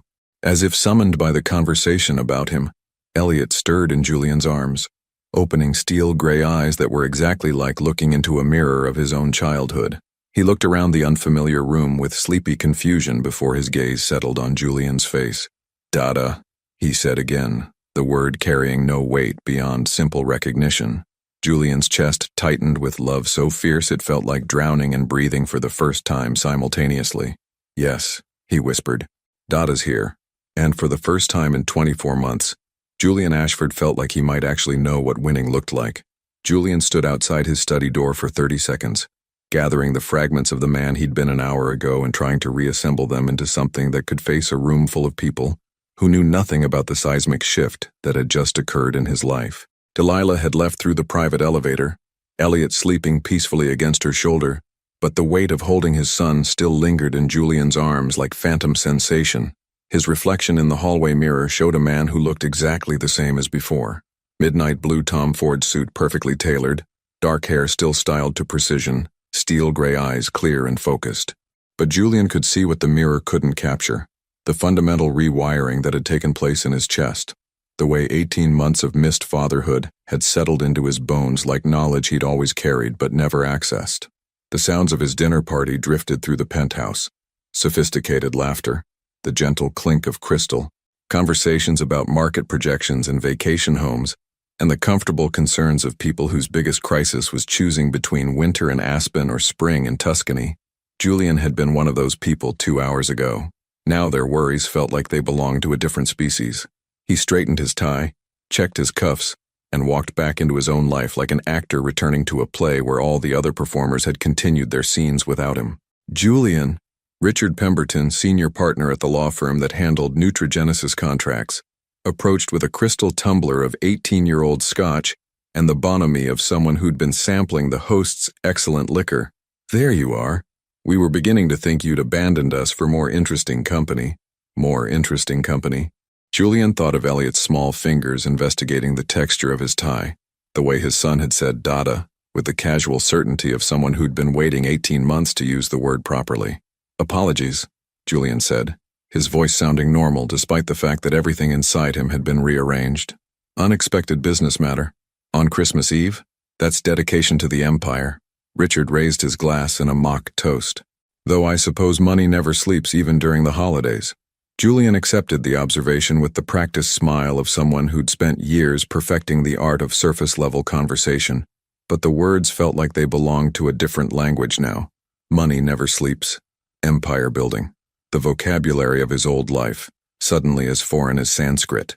Across the room, Caroline caught his eye and excused herself from a conversation about private school admissions. She approached with the careful grace of someone navigating emotional landmines, her auburn hair catching the light from the chandelier, and her steel gray eyes, so similar to Elliot's, Julian realized with a start, filled with questions she couldn't ask in front of 21 other people. Everything all right? She asked quietly, positioning herself so that her back was to the other guests. Everything's.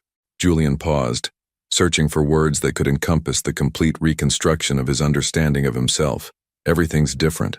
Caroline's expression shifted from concern to something that looked like relief mixed with anticipation. Good different or catastrophically life-altering different? Both. She nodded as if this made perfect sense. Where are they now? Gone. Elliot was tired and this was... Julian gestured vaguely at the elegant chaos around them. Too much for an 18-month-old. 18 months. Caroline's voice carried the particular weight of someone doing mathematical calculations that involved missed birthdays and holidays and first everything. Jules, he's beautiful. He looks exactly like you did at that age. The observation hit Julian with unexpected force. Somewhere in his mother's house in Connecticut, there were photo albums filled with images of Julian at 18 months, dark hair falling in soft waves, steel gray eyes bright with curiosity, the same stubborn chin that Elliot had inherited along with his father's eye color. "I don't know what I'm doing," Julian admitted quietly. "Nobody knows what they're doing when they become a parent. You just figure it out as you go. But I've missed so much already." First words, first steps, 18 months of learning who he is and what he needs. Caroline placed a gentle hand on his arm. "Then you start from where you are now. You can't change what's behind you, but you can choose what happens next." The words echoed Delilah's advice from the study, and Julian found himself grateful for the women in his life who seemed to understand that healing meant moving forward rather than dwelling in regret. Julian. The voice belonged to Margaret Winters, one of Manhattan's most formidable social organizers, and the kind of woman who collected gossip like some people collected art.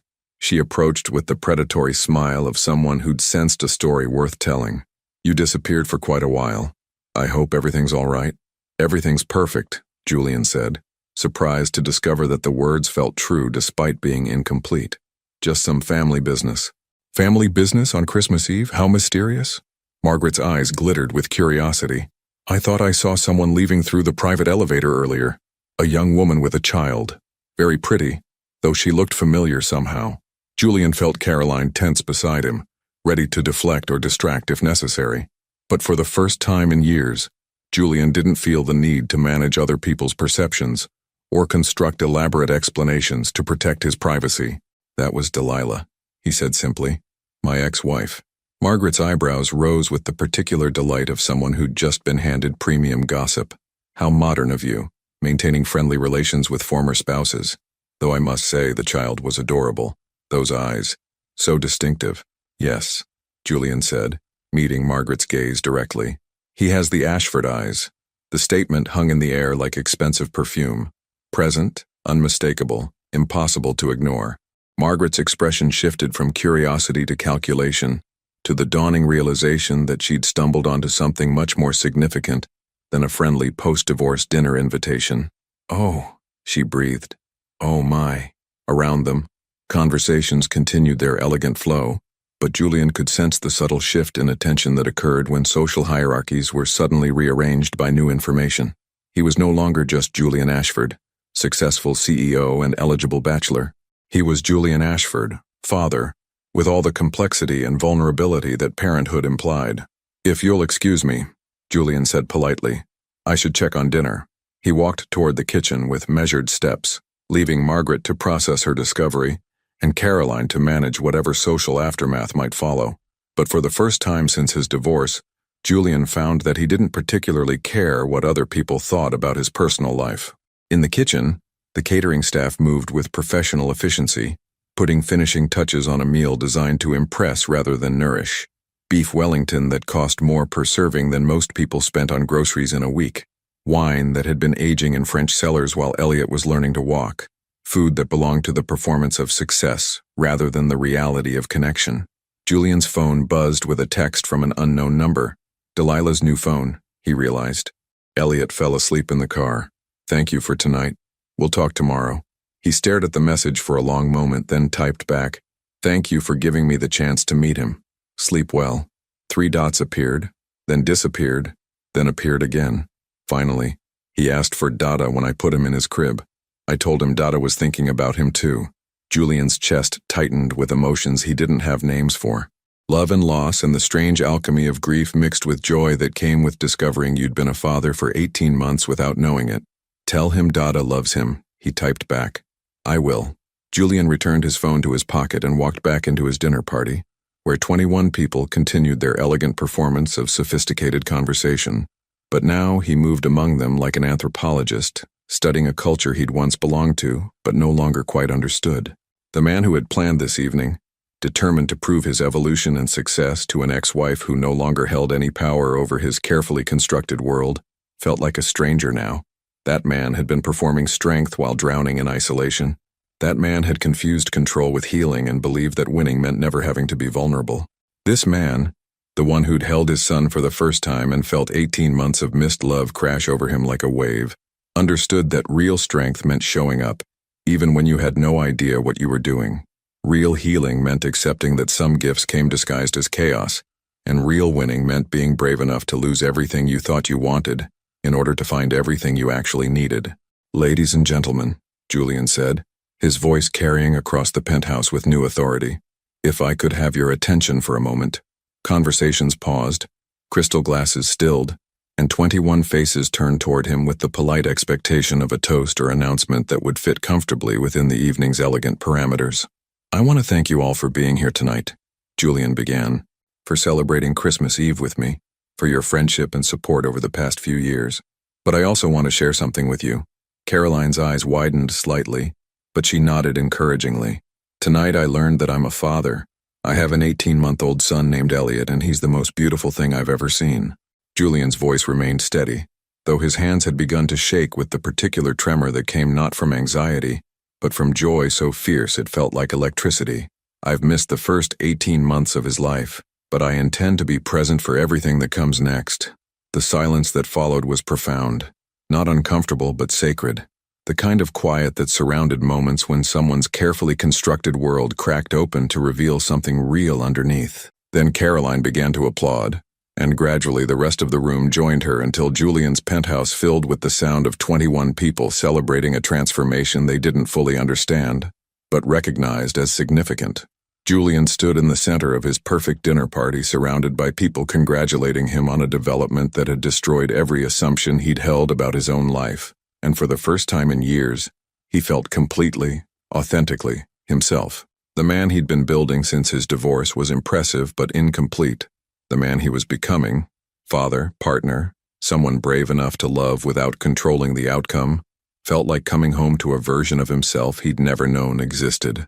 Christmas morning arrived with the kind of crystalline silence that only snow could create, transforming Manhattan into a world where anything felt possible. Julian stood in his penthouse kitchen at dawn, still wearing the clothes from the night before, staring at his phone and the address Delilah had texted him 3 hours earlier. 1247 Brooklyn Heights Promenade, apartment 4B. "Come whenever you're ready." He'd been ready since the moment she left. Ready and terrified and completely unprepared for everything that being ready actually meant. The dinner party had ended just past midnight with 21 people who now knew that Julian Ashford, the controlled, successful CEO they'd thought they understood, was a father learning to navigate love without a roadmap. Carolyn had stayed behind to help clean up, but mostly to ensure her brother didn't collapse under the weight of his own emotional breakthrough. "You don't have to go today," she'd said as the last guest departed. "Give yourself time to process this."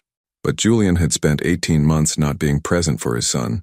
Time to process felt like a luxury he could no longer afford. Now he stood in front of a Brooklyn brownstone that was the architectural opposite of his Manhattan penthouse. Warm, where his was sleek. Inviting, where his was impressive. The kind of building where families lived real lives instead of performing successful ones. The snow had covered the front steps and the small garden, making everything look like a scene from a Christmas card designed by someone who understood that beauty lived in authenticity rather than expense.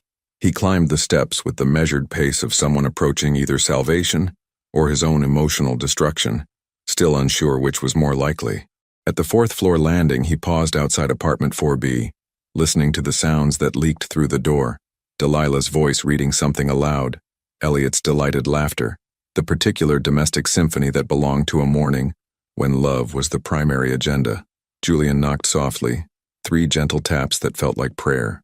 The door opened and Delilah appeared wearing a cream-colored sweater and jeans, her honey-blonde hair pulled back in a casual ponytail that made her look younger, softer, more like the woman he'd fallen in love with before anxiety and pride had poisoned everything they'd built together. "Hi," she said simply. "Hi." They looked at each other for a moment that contained 24 months of silence and 18 months of secrets, and the weight of a Christmas morning that neither had expected to share.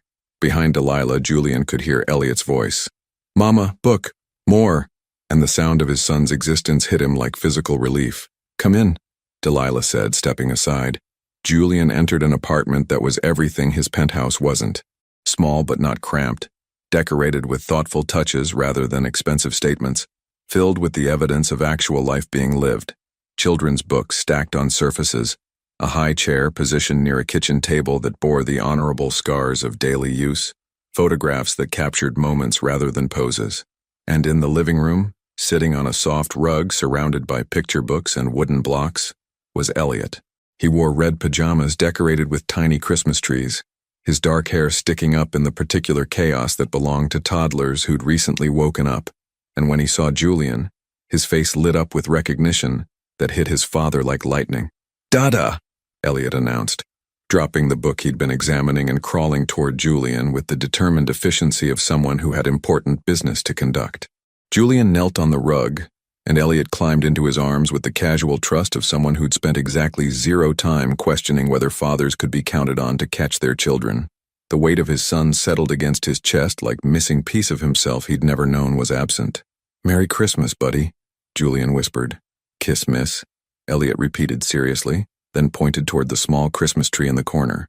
"Tree! Lights!"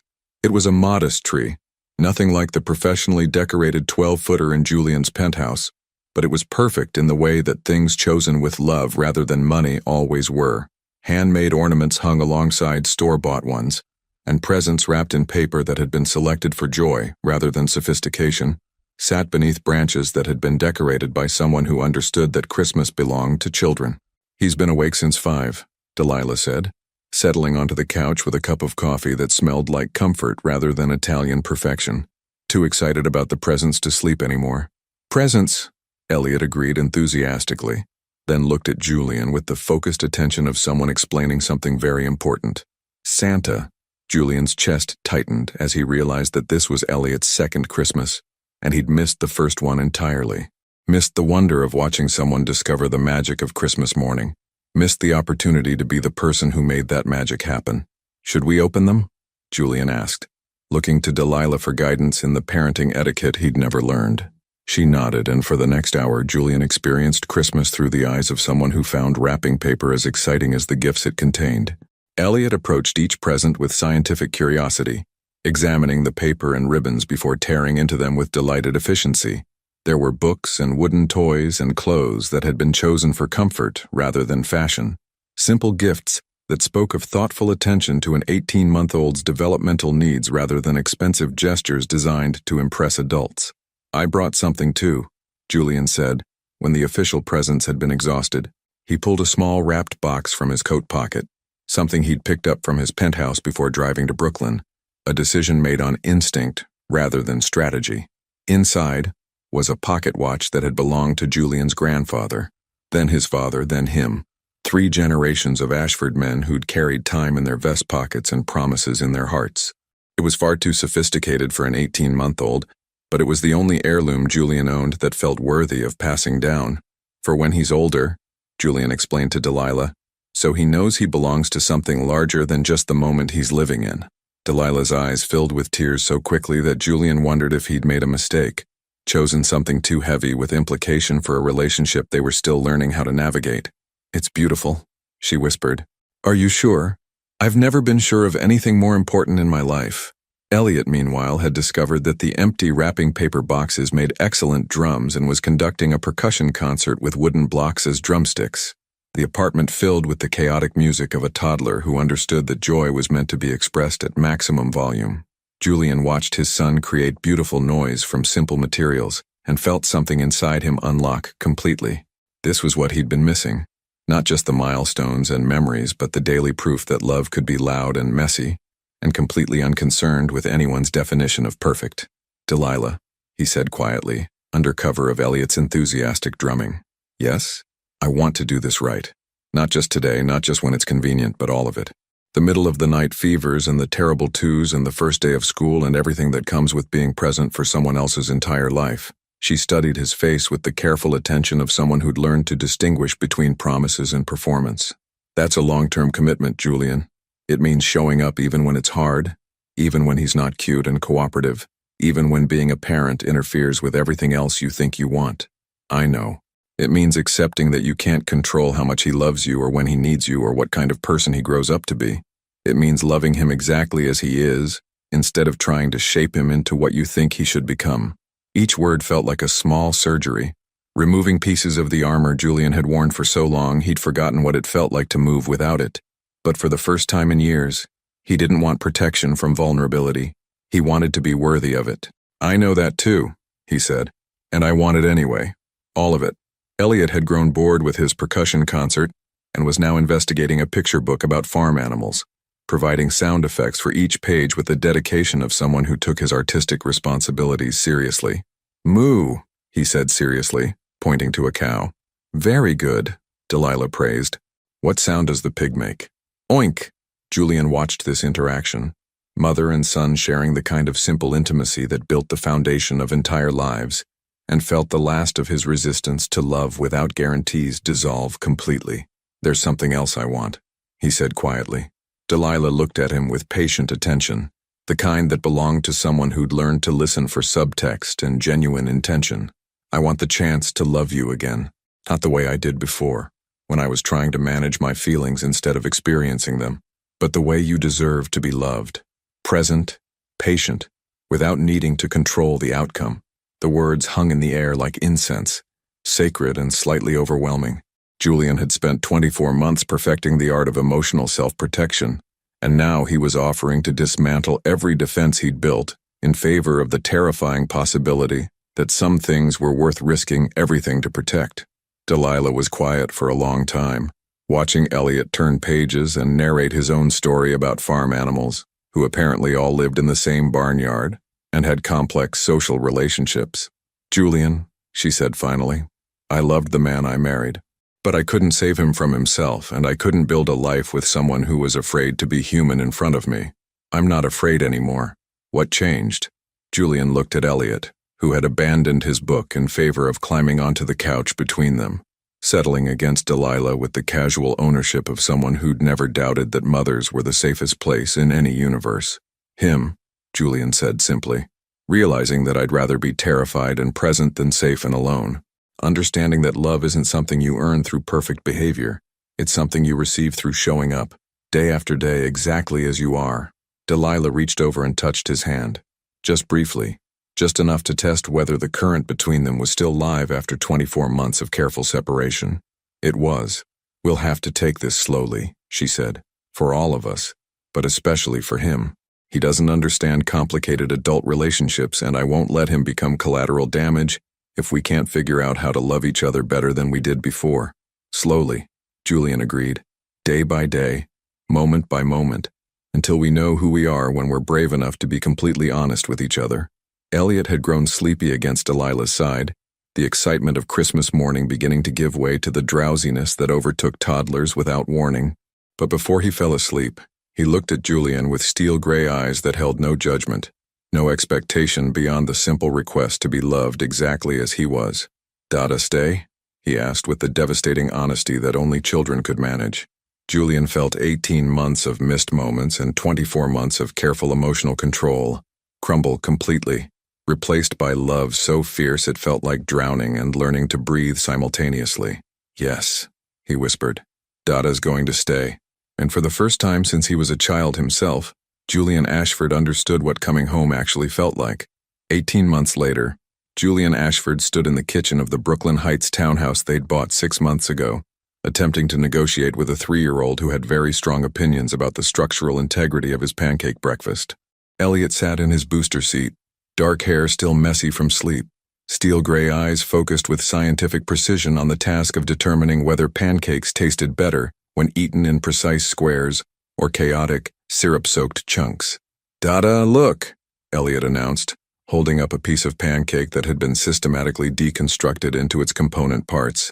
"Helicopter." Julian examined the offering with the serious attention that 3-year-olds demanded for their culinary artwork. "That's definitely a helicopter. Very aerodynamic design." "Aero what?" "It means it can fly really well." Elliot considered this information, then promptly launched the pancake helicopter across the kitchen with impressive accuracy, where it landed on Winston's nose.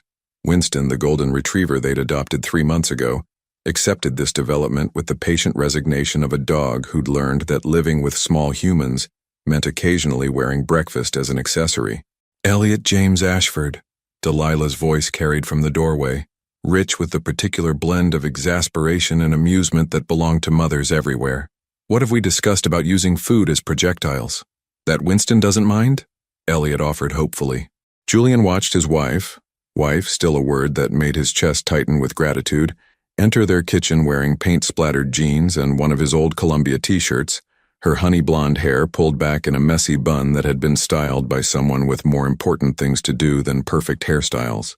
She looked beautiful in the way that belonged to Saturday mornings and real life, and the kind of love that grew stronger when witnessed in ordinary moments. They'd been married for 4 months now, a small ceremony in Central Park with 20 guests who understood that some love stories were worth celebrating twice. Caroline had cried through the entire ceremony, and Elliot had served as ring bearer with the solemn dignity of someone who took his ceremonial responsibilities very seriously. "Winston minds?" Delilah continued, kissing Julian's cheek as she passed him to pour coffee from the pot he'd started before Elliot's helicopter aviation program had commenced. "He's just too polite to complain about being used as target practice." "Sorry, Winston," Elliot said seriously, then brightened considerably. "Dada, can we go to the park today? I want to show you the big slide." The big slide. Julian had been introduced to this particular piece of playground equipment approximately 47 times over the past 18 months, each visit treated by Elliot as if it were his first discovery of the gravitational principles that made sliding possible. "After we finish breakfast and get dressed," Julian said, settling into the chair next to his son with coffee that tasted like home rather than Italian sophistication. "And after we clean up Winston." Delilah had opened her laptop and was reviewing the patient files for the pediatric nutrition clinic she now ran, a practice that had grown from her work at the Brooklyn facility into something that served families throughout the city. Her success had nothing to do with Julian's connections and everything to do with her gift for making children believe that healthy food could be delicious, and parents believed that they were capable of nurturing their families without perfect knowledge. "Doctor," Maya called, she said without looking up from her screen. "She wants to know if we're still coming to dinner tomorrow night, and whether Elliot is still planning to marry her daughter when they grow up." "I am," Elliot announced. "Sophie's my best friend, and you're supposed to marry your best friend. Right, Dada?" Julian met Delilah's eyes over their son's head, and the look that passed between them contained 18 months of learning how to love each other without trying to fix or control or improve the love they were receiving. They'd attended couples therapy, learned to fight without withdrawing, practiced the difficult art of being completely honest about their needs and fears and the 1,000 small disappointments that accompanied any attempt to build a life with another human being. It had been harder than Julian expected and more rewarding than he'd ever imagined. "Sometimes you marry your best friend," Julian said carefully. "But first, you have to learn how to be the kind of person someone would want to be best friends with forever." "I'm already that person," Elliot said with the confident certainty of someone who'd never doubted his own worthiness of love. Delilah laughed, the sound that had become Julian's favorite music, the daily proof that joy could be found in pancake helicopters and 3-year-old wisdom, and mornings when the most important decision was whether to go to the big slide or the swings first. "Yes, you are," she agreed. "But Sophie might want to go to college and travel and discover who she is before she decides whether she wants to marry anyone. She can do all that," Elliot said pragmatically. "I'll wait." Julian's chest tightened with pride and love and the particular terror that belonged to parents who realized their children were already demonstrating emotional intelligence that had taken the adults decades to develop. His phone buzzed with a text from Caroline. "Dad's asking when you're bringing his grandson to Connecticut again. I told him Elliot has a social calendar that would make a diplomat weep, but he's insistent." Julian smiled, thinking of his father, who had taken to grandfatherhood with the enthusiasm of someone who'd been waiting 72 years for an audience that would appreciate his collection of terrible jokes and off-key singing. The first time Julian had brought Elliot to Connecticut, his son had fallen asleep in his grandfather's arms while listening to a story about the family dog from 1987, and Julian had understood that some gifts were worth waiting for, even when you hadn't known you were waiting. "Your grandfather wants to see you again," Julian told Elliot, who had finished his aerodynamic breakfast and was now attempting to teach Winston how to high-five. "Grandpa Joe, he has the big garden and the scary basement." "The basement isn't scary, buddy, it's just old." "Old is scary," Elliot said, with the wisdom of someone who understood that unfamiliar things required careful investigation before they could be trusted. Julian had thought the same thing for most of his adult life. That age meant obsolescence, that the past was something to be managed or overcome rather than integrated. Now he understood that some things grew more valuable with time, more essential rather than less. Love that had survived mistakes and miscommunication, trust that had been broken and carefully rebuilt, families that had been scattered and consciously gathered back together.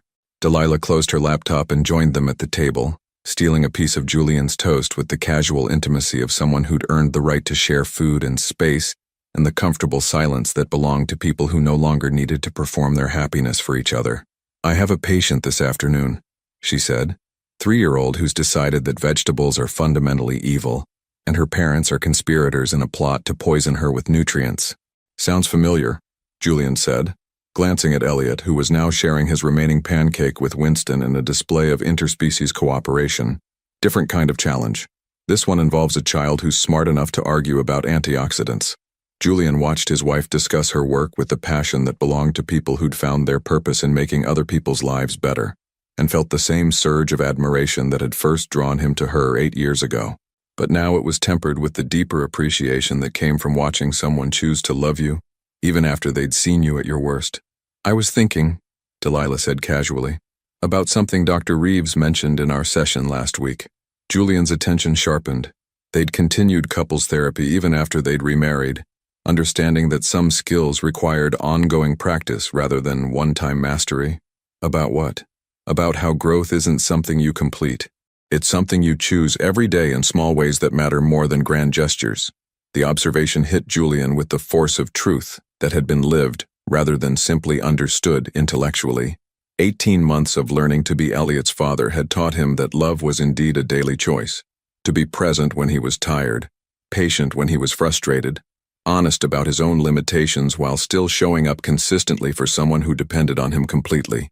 Meaning I think you figured out how to choose us every day in ways that matter. The simple statement carried weight that years of elaborate declarations couldn't have matched. Julian had spent the first half of his adult life believing that love was something you earned through perfect behavior, and the second half learning that it was something you practiced through imperfect presence. "I choose you too," he said quietly. "Every day, in every way I know how." Elliot, apparently bored with adult conversation that didn't involve dinosaurs or playground equipment, had climbed down from his booster seat and was now constructing an elaborate fort using dining room chairs and the tablecloth, with Winston serving as either architect or structural support. "Should we stop that?" Julian asked. "Probably," Delilah said. "In about 10 minutes. Let him finish his engineering project first." They sat in comfortable silence, drinking coffee and watching their son create beautiful chaos from household items. And Julian reflected on the strange mathematics of happiness that had taken him 39 years to understand. 2 years ago, he'd believed that success meant controlling every variable, that strength meant never needing anyone, that love was something you managed rather than experienced. Now he knew that the best things in life were also the most unpredictable, that real strength meant being brave enough to need people and let them need you in return, that love was something you practiced rather than something you achieved, something that grew stronger through daily attention rather than perfect execution. His phone buzzed again. This time it was a photo from Maya, Sophie and Elliot from their playdate yesterday, both covered in finger paint and grinning like conspirators who'd just discovered the secret to eternal happiness. "Look," he said, showing the photo to Delilah.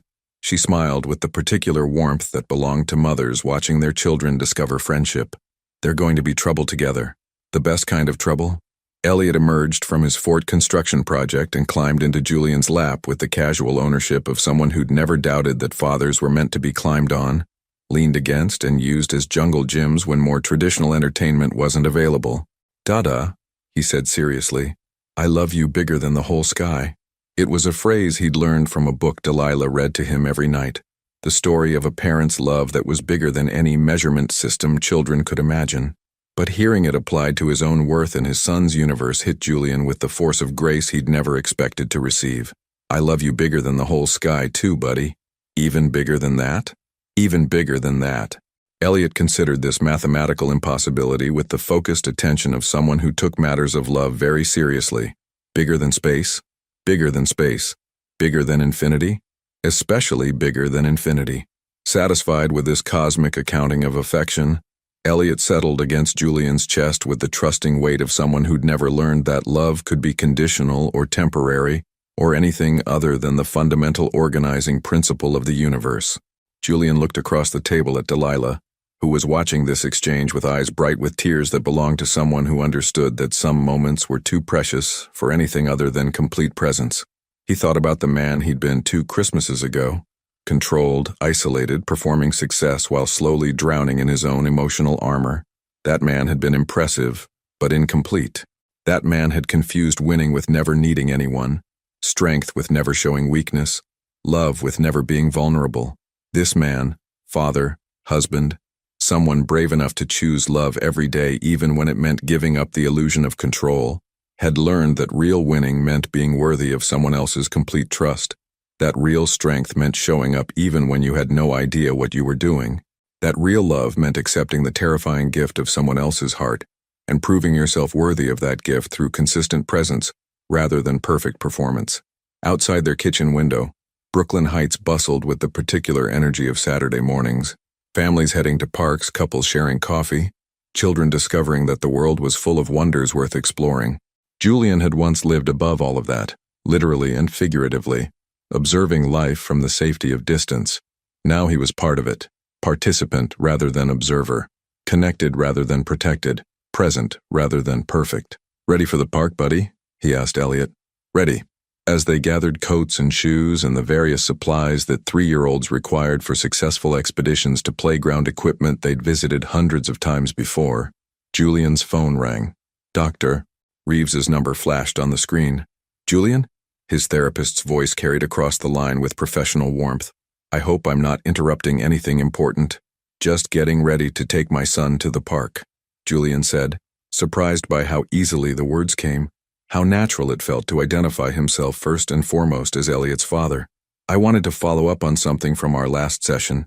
You mentioned that you'd been thinking about what growth looks like when it becomes a daily practice rather than a destination." Julian watched Elliot attempt to put on shoes that had somehow become more complicated than rocket science, while Delilah helped with the patient efficiency of someone who'd learned that 3-year-olds operated on their own timeline. "I have," he said. "And what have you discovered?" Julian considered the question while Elliot finally achieved shoe success and performed a victory dance that involved significant amounts of jumping and arm waving. "That love is something you practice," he said finally. "Something you choose every day in small ways that matter more than grand gestures. That being present is harder than being perfect, but infinitely more valuable. That's beautiful, Julian. Hold on to that." After the call ended, Julian joined his family at the door, Delilah adjusting Elliot's coat, Elliot explaining to Winston why dogs couldn't come to playgrounds but would definitely be included in the post-park debriefing, Winston accepting this information with the stoic dignity of someone who understood that love sometimes meant being left behind for a few hours. "Ready?" Delilah asked. Julian looked at his wife and son, at the life they'd built together through daily choices to show up for each other, even when it was difficult, even when they didn't know what they were doing, even when love felt more like an act of faith than a guarantee of happiness. "Ready," he said. And as they walked out into the Brooklyn morning, Julian carried with him the knowledge that some gifts were worth waiting for, even when you didn't know you were waiting. That some love stories required being broken before they could be rebuilt into something stronger. That some victories looked nothing like what you'd planned, but everything like what you'd always needed. The man who'd invited his ex-wife to Christmas dinner to prove he'd moved on had learned something infinitely more valuable. That real moving on meant moving toward love rather than away from it, toward connection rather than protection, toward the beautiful chaos of building a life with people brave enough to love you exactly as you are. And for the first time in his life, Julian Ashford understood what coming home really meant. It meant choosing love, every day, in ways both small and profound. It meant being brave enough to stay. Thank you for watching. If you enjoyed the story, please subscribe to our channel and leave a comment below, letting us know what you thought. Your feedback and support mean a lot to us. Stay tuned for more exciting stories.